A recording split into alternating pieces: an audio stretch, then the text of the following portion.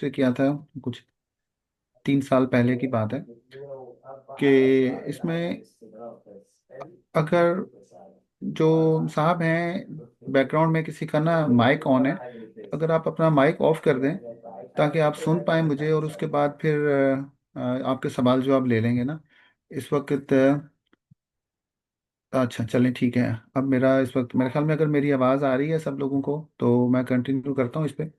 तो इस वक्त जो करंट सिचुएशन चल रही है मार्केट में वो ये है कि लोगों की बहुत ज़्यादा डिमांड थी, बहुत रिक्वायरमेंट थी कि यूके के हवाले से कुछ फैसिलिटेशन करें। तो यूके जो कि टेक्नोलॉजी के पॉइंट ऑफ व्यू से बाकी ममालिक से काफ़ी एडवांटेज है।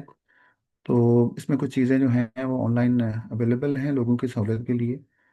और जैसे इमिग्रेशन से हवाले से कुछ लोगों को इस वक्त कंसर्न्स हैं, जो चीज़ें चल रही हैं मार्केट में, जैसे स्पेन के हवाले से बड़ी वाइड ओपन ऑप्शन है कि जो एंटिसिपेटेड है कि कुछ हफ्तों के अंदर अंदर स्पेन में एक ओपन इमिग्रेशन का प्रोसेस शुरू होने वाला है। अभी तक उसकी कोई लीगल जो हैं आउटकम्स 100% ट्रांसपेरेंट अंदाज में तो सामने नहीं आई। हमारे पास भी उसकी ब्रेकिंग न्यूज़ आती हैं, इन्फॉर्मेशन मिलती है हमें भी, लेकिन अभी तक 100% सारी चीज़ें कंसोलिडेटेड स्टेट में नहीं आई। लेकिन जो इस वक्त है कि जो जो लोग हैं जो इसमें कंसर्न हैं, जो रेलेवेंट हैं, वो अपने डॉक्यूमेंटेशन रेडी कर रहे हैं। तो उसके लिए कुछ लोग जो दूसरे ममालिक में रहे हैं, जैसे पाकिस्तान के नेशनल हैं, इंडियन नेशनल हैं, बांग्लादेश नेशनल हैं, नेपालीज हैं, तो जो यूरोप में और स्पेन में रहना है कि ख्वाहिशमंद हैं मुस्तकबिल में और लीगल अंदाज में रहना चाहते हैं, तो उन लोगों ने अपनी ज़िंदगी का कुछ वक्त कुछ दूसरे ममालिक में गुजारा है। कुछ मिडल ईस्ट के ममालिक में रहे हैं, कुछ यूरोप के कुछ डिफरेंट ममालिक में रहे हैं। तो उनके लिए एक लीगल ऑब्लिगेशन है कि जो यूरोपियन यूनियन की एक डायरेक्टरेट है कि आपने किसी भी बंदे को यूरोपियन यूनियन में दाखिल होने वाले को आपने उसकी स्क्रीनिंग करनी है। तो स्क्रीनिंग का जो अल्टीमेट प्रोसेस है उसमें यह है कि उसका क्रिमिनल बैकग्राउंड, उसकी जो करंट सिचुएशन है, उसकी एफिलिएशन जो है, तो वो जब आप वीज़ा पे अप्लाई करते हैं तो उसमें भी आपकी एप्लीकेशन का एक पार्ट होता है कि आपने अपनी डिस्क्लोजर देना है। और रेजिडेंट वीज़े के लिए तो आपको ये डेफिनेटली दिखाना पड़ता है कि आपने टाइम किन किन ममालिक के में गुजारा है और उसमें आपका कोई क्रिमिनल हिस्ट्री या रिकॉर्ड तो नहीं है। तो ये भी एक रेलेवेंस है इस वक्त की सिचुएशन के हिसाब से कि जो ममालिक से बंदे गुजर के आए हैं। तो इस वक्त हमारा जो कंसर्न लोग हैं वो हैं यूके से। तो यूके में लोग आए हैं, किसी ना किसी कैपेसिटी में आए हैं, यूके में एंटर हुए हैं, कुछ महीने रखे हैं वहाँ पे, कुछ लोगों ने वहाँ पे काम किया है, कुछ लोगों के साथ कुछ एक्सीडेंटल इंसिडेंट भी हुए हैं। तो वो सारी चीज़ें रिकॉर्डेड होती हैं, तो वो चीज़ें उनको अपने रिकॉर्ड की स्टेट में दिखानी है कि हम वहाँ पे गए हैं और हमारा कोई वर्स एडवर्स किस्म की हमारे ऊपर कोई कॉम्प्लिकेशन नहीं है उस कंट्री में, ताकि उनका स्पेन के हवाले से एक लीगल स्टेटस के लिए स्पेन की अथॉरिटीज़ को डिसाइड करने में आसानी हो। तो इस सारी सिचुएशन को देखते हुए हम लोगों ने फिर कोई एक इनिशिएटिव लिया है कि हमने डिफरेंट, चूँकि अपनी प्रेजेंस जो हमारी है लीगल प्रेजेंस ऑलरेडी यूके में हम लोग हैं, प्लेस मी नेट लिमिटेड के नाम से ग्लासगो में रजिस्टर्ड कंपनी है। इसी तरह यूरोप के मुस्लिम ममालिक में हम लोग एक रजिस्टर्ड बॉडी के तौर पे ऑलरेडी मौजूद हैं। हम लोग दूसरे सेक्टर्स में काम कर रहे थे जिसमें गोल्डन वीज़ा स्कीम है, पैसिव इनकम स्कीम है, ल्यूक्रेटिव स्कीम है, उसके बाद नॉर्मल वीज़ा कैटेगरी है, वर्क परमिट्स हैं, सीजनल वर्क परमिट्स हैं, टेम्प्रेरी वर्क परमिट्स हैं, उसके बाद इन्वेस्टर्स कैटेगरी है, इनोवेटिव स्कीम्स हैं। उनके अंदर हम मार्केट में काम कर रहे थे। तो ये एक नई मार्केट थी जिसमें लोगों के लिए फैसिलिटेटिव रोल प्ले करने के लिए हमें मौका मिला, तो हमने इस इनिशिएटिव को भी शुरू किया। अब उसके लिए थोड़ा सा मैं आपको अपने बारे में बता देता हूँ, हमारी कंपनी के बारे में। तो उसकी एक प्रेजेंटेशन है वो हम शेयर करते हैं, तो होपफुली कि ये थोड़ा सहूलत देगा ये सारा प्रोसेस जो है ना। तो इसमें ये है कि ये जो यूरोपियन पुलिस क्लियरेंस सर्टिफिकेट है, ये इस वक्त स्पेन की जो इमिग्रेशन है उसके लिए बड़ा रेलेवेंट डॉक्यूमेंट है। जी आपने अगर शाह जिस साहब अगर मुल्क में स्क्रीन टाइम आप गुजारा फुल है। कर ले, इधर से फुल स्लाइड शो कर दीजिए तो ज़रा आसानी हो जाएगी। स्लाइड एक मिनट जी। अ, ये स्क्रीन सबसे फुल नहीं हो नीचे रही, मेरे पास से तो फुल है। स्लाइड शो क्लिक कर ले नीचे। स्लाइड, अच्छा एक सेकंड। Slide show.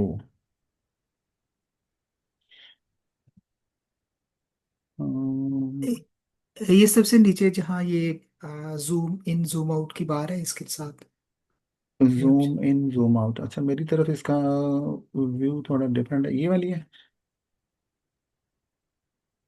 हम्म, चले सही है, कोई वैसे नॉट अ बिग इशू।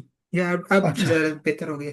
ठीक है। चलें ठीक है। तो ये यूरोपियन पुलिस क्लियरेंस सर्टिफिकेट है जी। ये जो बंदे यूके में, ग्रीस में, इटली, पुर्तगाल, क्रोएशिया, हंगरी, डेनमार्क या किसी भी ईयू कंट्री के अंदर रहे हैं, उनके लिए ये रिक्वायर्ड डॉक्यूमेंट है जब उन्होंने स्पेन के हवाले से अप्लाई करना है ना। तो इसके लिए एक सेकंड है कि why police certificates are required. So you need a police certificate if you have lived in any country other than your nationality, worked or studied there, so applied for a residence or a visa, किसी भी category में asylum seeker हैं, आपने अपना status को move करने के लिए किसी भी कैटेगरी में अप्लाई किया होगा तो आपको वहाँ से सर्टिफिकेशन की ज़रूरत होगी। मोस्ट कॉमन जो है ये स्पेनिश रेजिडेंसी है, ईयू परमिट्स एंड सिटीजनशिप के लिए भी आपको ये चाहिए होगा, लॉन्ग टर्म वीज़ा के लिए भी चाहिए होगा। कि जो आप उस स्टेट पे जाते हैं 5 साल की कैटेगरी के बाद, तो आपको लॉन्ग टर्म है, जो स्पेन में लार्गा दुरासियन कहते हैं उसको, बाद से बाकी ममालिक में उसका डिफरेंट नाम है, पीआर के कैटेगरी में भी लेते हैं। यूके में इसको इंडेफिनिट लीव टू रिमेन कहते हैं, सो ILR। तो इस तरह मुख्तलिफ ममालिक में उसके डिफरेंट नाम हैं, लेकिन इस वक्त हम जो हमारे इन क्वेश्चन है वो है स्पेन है। तो स्पेन में 5 साल का लीगल स्टेटस पूरा करने के बाद आपको लार्गा दुरासियन मिल जाता है। 5 साल मजीद रहने के बाद पाकिस्तानी नेशनलिटीज़ के लिए सिटीजनशिप के मौके खुल जाते हैं। बाकी कुछ लैटिन ममालिक हैं उनके लिए डिफरेंट कैटेगरी है ना। तो हम अगर आगे चलें तो इसके बाद ये है कि जी कंट्रीज़ वी कवर, जो जनरली हम लोग कवर कर रहे हैं, यूनाइटेड किंगडम, ग्रीस है, इटली है, पुर्तगाल है, क्रोएशिया है, हंगरी है, डेनमार्क है, बेल्जियम है, जहाँ पे लोग रह चुके हैं, स्वीडन है, डेनमार्क है, अल्बानिया है। रिसेंटली हमने Bahrain, Kuwait, Qatar, United Arab Emirates, इनको भी, सऊदी अरेबिया को भी इसी पोर्टफोलियो में हमने शामिल किया है कि वहाँ की फैसिलिटेशन भी हम लोग प्रोवाइड कर रहे हैं। इसके अलावा यह है कि जी जो अगर यूके के हवाले से इस वक्त हम लोग मोन मेनली कंसर्न है, तो यूके का जो सर्टिफिकेशन है उसको कहते हैं एक्रो। तो एक्रो क्रिमिनल रिकॉर्ड है, ये पुलिस की एक गवर्निंग बॉडी है जो पुलिस के डाटाबेस में से बंदे के किसी भी इंडिविजुअल है उसके लिए उसका डाटा वो मिल जाता है। तो ये एक आपका अपना डाटा होता है। ये प्रोविजन है कि आप थोड़ी सी फीस पे करके तो अपने बारे में पुलिस के कंप्यूटर में जो इन्फॉर्मेशन है वो आप ले सकते हैं। तो ये यूज होती है यूके रेजिडेंसी के लिए, ईयू वीज़ाज के लिए, इमिग्रेशन के लिए, वर्क परमिट्स के हवाले से। सर्टिफिकेट जो है ना वो शो करता है कि जी no trace, no live trace conviction अगर कोई है आपके पास, आपके रिकॉर्ड में, तो उसमें शो हो जाती है। तो जो भी यूके में रहा है कुछ अरसे के लिए, बाज़ लोगों के लिए वो 6 मंथ्स प्लस है, बाज़ लोगों के लिए अंडर 6 मंथ्स है, डिपेंड करता है किस कैटेगरी में आप गए हैं और आप वहाँ पे रहे हैं तो आपने। उसके बाद है यूके एक्रो डॉक्यूमेंटेशन का प्रोसेस है। उसमें हमें डॉक्यूमेंट्स आपकी तरफ से चाहिए, पासपोर्ट कॉपी चाहिए, यूके एड्रेस हिस्ट्री चाहिए, फोटोग्राफ्स चाहिए, एप्लीकेशन फॉर्म है, आपकी फी पेमेंट है, एक सेल्फी आपको चाहिए होगी पासपोर्ट होल्ड करके अपने हाथ में।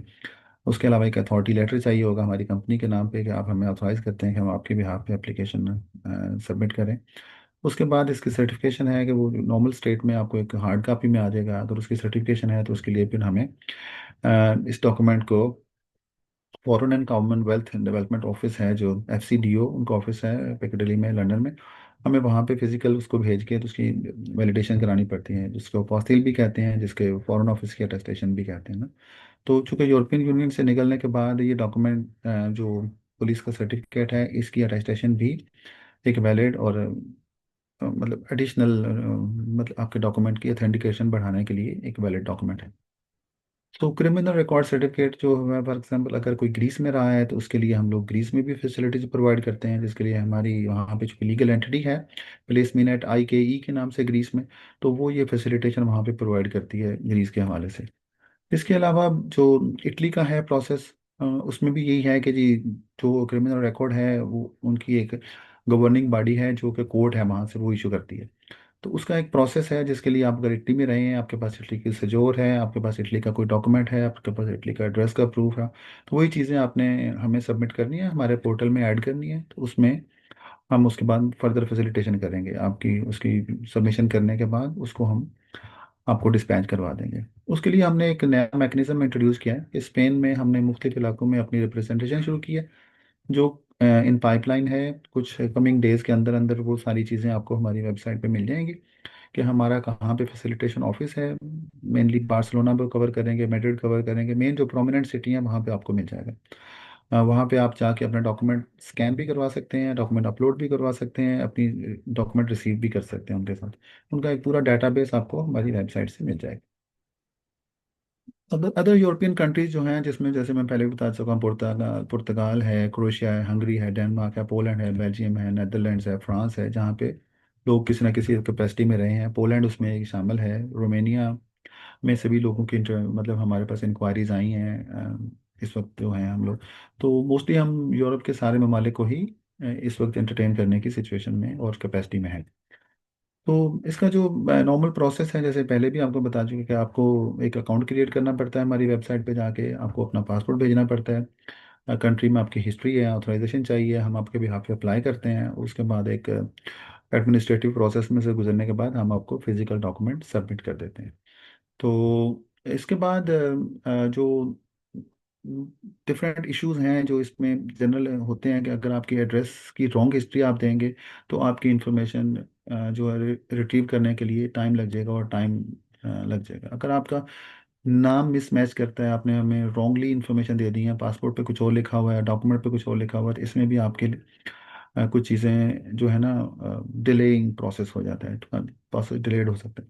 आपका पासपोर्ट एक्सपायर्ड है तो उसमें भी थोड़ी डिले आ सकती है, लेकिन ये कोई ज़्यादा रेलेवेंट इशू नहीं है। अथॉरिटी जो है वो भी बाज़ दफ़ा अथॉरिटीज लेट कर देती हैं, उन पे ब्यूरोक्रेटिक जो है ना वो प्रेशर होता है, तो इसकी वजह से वहाँ से भी कुछ टाइम लग जाता है। तो कुछ चीज़ें हमारे कंट्रोल में हैं, कुछ चीज़ें हमारे कंट्रोल में नहीं हैं। तो हम कोशिश करते हैं कि मैक्सिमम फैसिलिटेटिव रोल प्ले करें।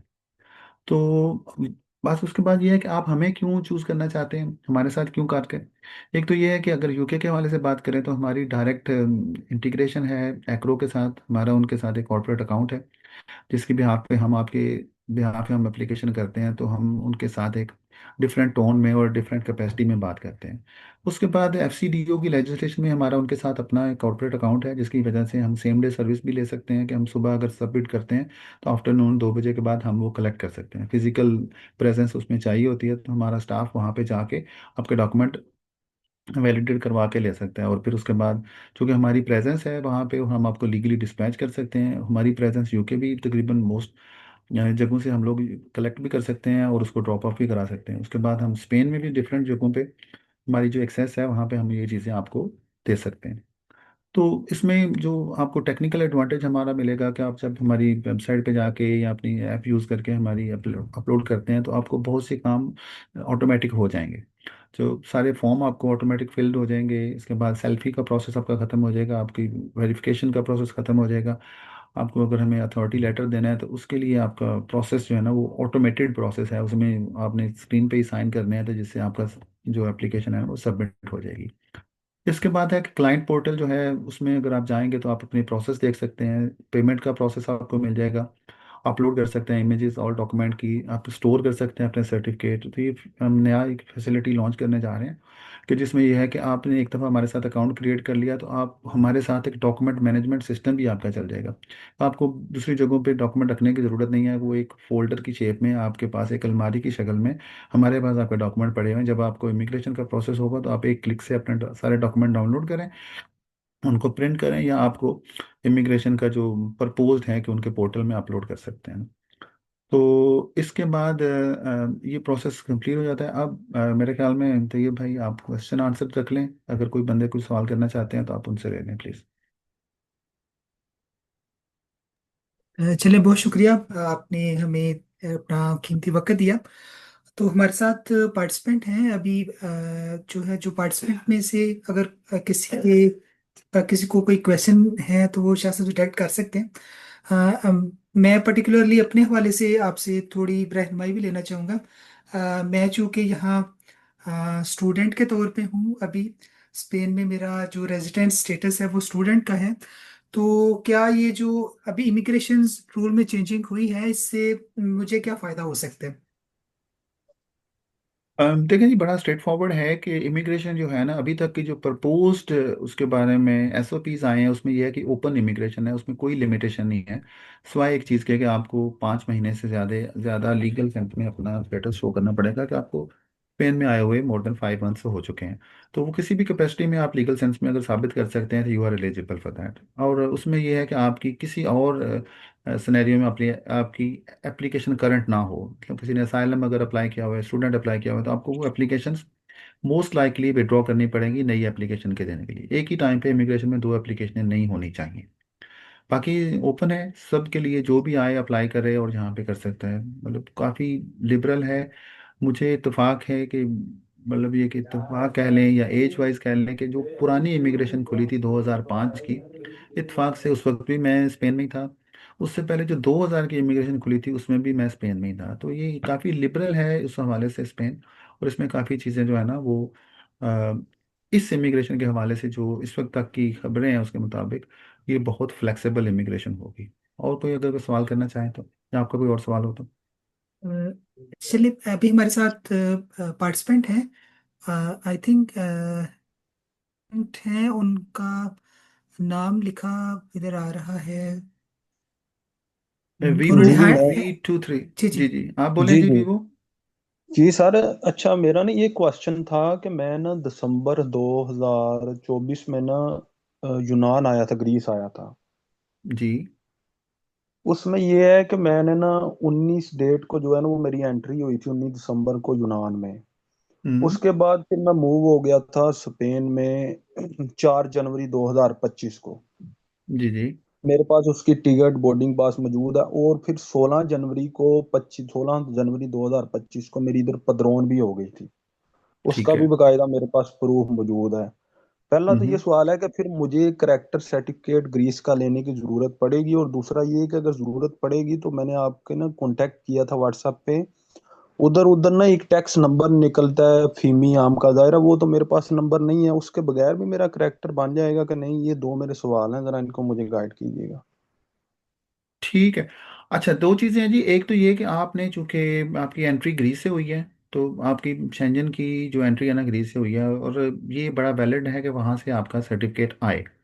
चूंकि मतलब ये आपके पास प्रूफ तो है कि आप इस डेट को स्पेन आ गए थे, लेकिन आपका चूंकि एंट्री वहाँ पे हुई है तो उसके लिए वो रेलेवेंस है कि आपने उनके जो इमिग्रेशन को आपको उन्होंने वीज़ा दिया था ना, मोस्ट लाइकली आपका सीजनल वर्क वीज़ा होगा। क्योंकि हमारी जी कंपनी स्पेन में रजिस्टर्ड है, तो हमने बहुत से लोगों को वर्क परमिट वहाँ पे इशू किए, वहाँ फैसिलिटेटिव रोल प्ले किया। तो उसका मुझे पता है कि ये मेरे अपनी कैपेसिटी के अंदर आपको इसकी डेफिनेटली वहाँ से सर्टिफिकेट लेना पड़ेगा। अगर आपके पास फीमी और एमका नहीं है, फीमी एमका होने के बाद आपका काम बहुत जल्दी हो सकता है, आसानी से हो सकता है, बहुत सस्ता हो जाएगा। आपके पास जेमी आईडी हो, आपके पास सिम चल रही हो, उस पर मैसेज आएगा तो आप किसी को अपना अथॉरिटी लेटर दे सकते हैं, वो आपके बिहाफ पे अप्लाई कर सकता है। लेकिन चूंकि आपने वहाँ पे वो चीज़ें नहीं बनवाई, इसलिए आपकी एफएमई एमका नहीं है, आपका वो काम थोड़ा लंबा हो जाएगा। लेकिन आपको यहाँ से करना पड़ेगा, आपको एक अथॉरिटी लेटर देना पड़ेगा हमारी कंपनी के नाम पे। आपको एक अपना पासपोर्ट की कॉपी अटेस्ट करके हमें देनी पड़ेगी नोटरी से कि आप हमें इजाज़त दे रहे हैं, हम आपके बिहाफ पे आपके लिए हम वहाँ पे जाके अप्लाई करेंगे। हमारा नुमाइंदा वहाँ पे जाके आपका सर्टिफिकेट अप्लाई करेगा, फिजिकल रिसीव करके हम आपको स्पेन में आपके एड्रेस पे भेज देंगे। तो एक तो ये पार्ट हो गया आपका। बाकी यहाँ पे आपने जो पत्रोनमेंट कह रहे हैं या वो कह रहे हैं, वो स्पेनिश अथॉरिटी का इशू है।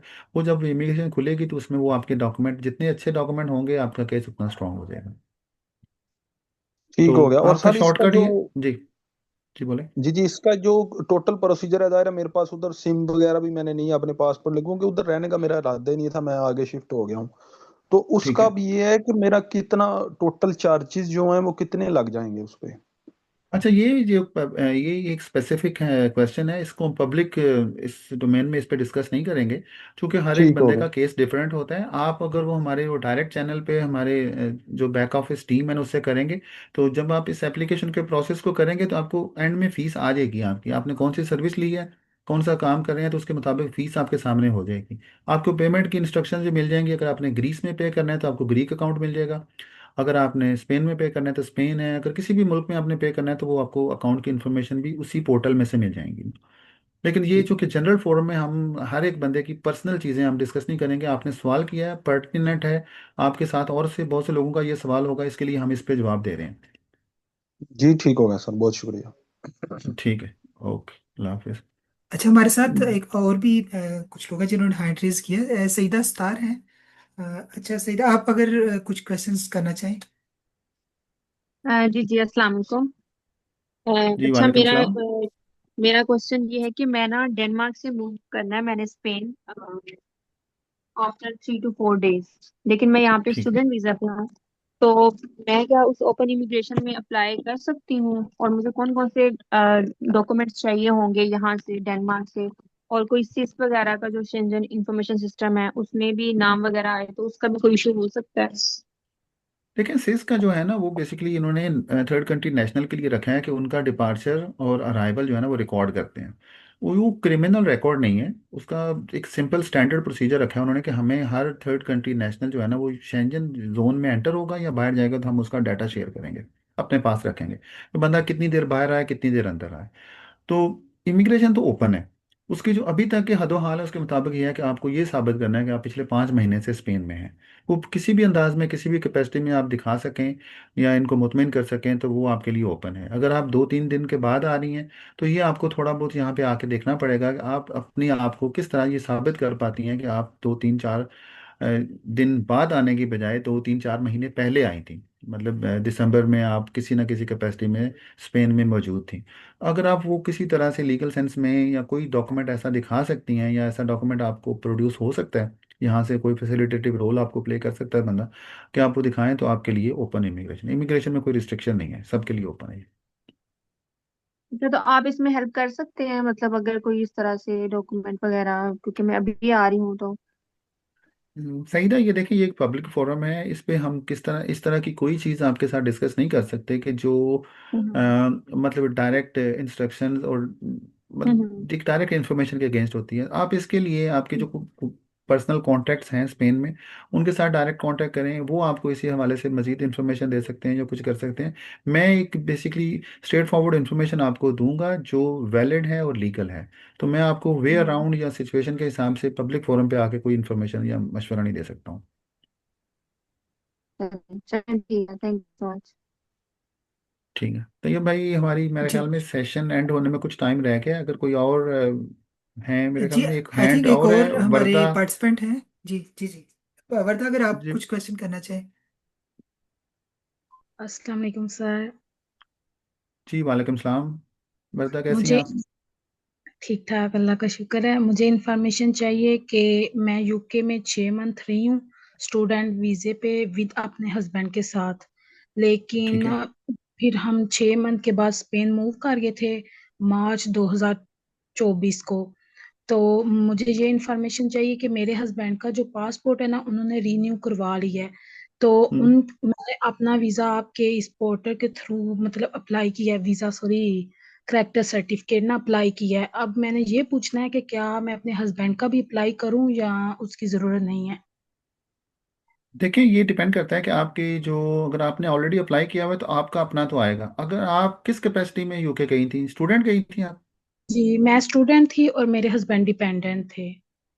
तो वो आप दोनों एक दूसरे के साथ लिंक्ड हो गए ना। आप अगर स्टूडेंट थी और इसी वजह से वो डिपेंडेंट थे तो उनके पासपोर्ट पे या बीआरपी पे आपका मेंशन होगा ना कि आप उनके डिपेंड, वो आपके डिपेंडेंट होके आए थे ना। जी। तो मैं मेरे ये ख्याल में आप, जी बोलें। मैं ये पूछ रही हूँ कि मतलब उन्होंने तो अपना पासपोर्ट रीन्यू करवा लिया है। अब उनका वीजा जो है ना यूके का वो तो पिछले पासपोर्ट पे था ना। तो मैं ये पूछ रही हूँ वो भी अप्लाई करें अपना। मेरे ख्याल में आइडियली अच्छा है कि वो अप्लाई कर लें। उसकी रीज़न ये है कि उसका जब पुराना पासपोर्ट होता है ना, उसका नंबर नए पासपोर्ट पे लिखा हुआ आता है, तो वो उसमें ये होगा कि उनका ऑलरेडी पासपोर्ट इशू हुआ हुआ है। तो बाज़ केसेस में वो पुराना पासपोर्ट भी मांग लेते हैं, या उसका स्टेटस तो चले उन्होंने किसी भी तरह से वो बता दिया होगा। लेकिन ये मैं आपको एक सॉरी बता दूं कि ये जो आपकी इन्फॉर्मेशन है ना, ये आपकी पर्टिकुलर आपके केस के हवाले से है।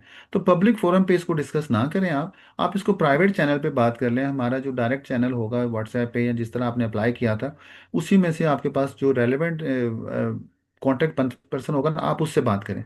पब्लिक फोरम पे ये बात करना मेरे ख्याल में ठीक नहीं होगा। आई थिंक आपको शायद इस चीज़ का थोड़ा अंदाजा हो गया हो। और इसके अलावा ये पूछ सकती हूँ कि हम जर्मन मतलब एक वीक के विजिट पे आए थे तो उधर हम रहे नहीं, बस एक दिन रहे, तो उसका नहीं चाहिए नहीं, करेक्टर। जर्मन का चूंकि शेंजन में आए हैं ना आप, तो अगर जी आपने मतलब उसका 90% तो ये है कि उसका आपको नहीं चाहिए, क्योंकि आपके पास ना एड्रेस है वहाँ का। आप वहाँ पे सिंपल एक वीज़ा, आपको शेंजन वीज़ा पे आए थे आप लोग? जी अच्छा, ठीक है। चलें, ये केस भी एक यूनिक केस हो जाएगा। अगर आप एक दिन के लिए वहाँ पे आए हैं तो 90% तो इसके चांसेस हैं कि आपको जर्मनी का नहीं चाहिए होगा, क्योंकि आपका उसी दौरान ही आप स्पेन में आ गए और आपने कोई स्पेन के भी कोई लीगलाइजेशन के डॉक्यूमेंट आपके पास हो गए होंगे कोई ना कोई, किसी न किसी जी अंदाज में। तो इस हाँ वजह से जी। आपका मेरे ख्याल में वो नहीं होगा। आपके आपके लिए ज़्यादा रेलेवेंट और पर्टिनेंट ये है कि आप अपने हस्बैंड का भी अप्लाई करें, यूके वाला, क्योंकि वो उनका स्किप नहीं होगा उनके सिस्टम में से ना, वो रहेगा उनके साथ। एंट्री तो आपकी शेंजन में हुई है, दोनों की जी एंट्री हुई है और पुराने पासपोर्ट भी हुई है, तो शेंजन डाटाबेस में तो आपका नाम है। जी जी। चलो ठीक सही है। है, थैंक तो यू जी। चलिए ठीक है। अच्छा ये देखिए भाई, मेरे ख्याल में टाइम हमारा ख़त्म हो रहा है, 1 मिनट और 23 सेकंड रह गए हैं हमारी इस सेशन के। तो हम एक नई सेशन अरेंज करेंगे होपफुली कल। तो उसके लिए फिर जो मजीद क्वेश्चन है हम उस पर ले लेंगे। जी बिल्कुल ठीक है। आज काफ़ी हमने नई चीज़ें सीखी, और इसमें एक्रो के हवाले से आप हमें कैसे जो है वो फैसिलिटेट कर रहे हैं, जो प्लेस भी नेट का प्लेटफॉर्म है, ये कैसे हमें कर रहे हैं, इसको अगर समराइज करें तो 1 मिनट में कैसे कर सकते हैं? इसमें ये है कि देखें, हम चूंकि ऑफिशियल बॉडी हैं और हमारी पार्टिसिपेशन है एक्रो पुलिस के साथ डायरेक्टली भी, और उसके बाद एफसीडीओ के साथ भी। तो अगर हमारे रेफरेंस है या हमारे प्लेटफॉर्म को कोई बंदा यूज़ करता है, तो वो उनके लिए इन कंपैरिजन टू अपना काम करने के, वो हमारी तरफ से करेंगे तो उनको काफ़ी चीज़ें मिल जाएंगी। अगर वहाँ पे आप, टाइम बहुत लगेगा आपका। दूसरे नंबर पे हमारी सेम डे सर्विस भी हैं अवेलेबल, और दूसरा हम फिजिकली वहाँ पे मौजूद हैं। तो अगर तो कोई बंदा ऐसा है कि वो ये काम आपके बिहाफ पे कर सकते हैं, तो बाय ऑल मीन्स वो आप कर सकते हैं। लेकिन हमारी तरफ से ये होगा कि एक प्रोफेशनल बॉडी की तरफ से आपके काम हो रहा है, आपका डिले होने के चांसेस बहुत कम हो जाएंगे। बिल्कुल, क्योंकि मेरे ख्याल में नेक्स्ट मंथ अप्रैल से ये ओपन कर रहे हैं इमिग्रेशन को। तो फिर एकदम जब लोग एप्लीकेशंस जमा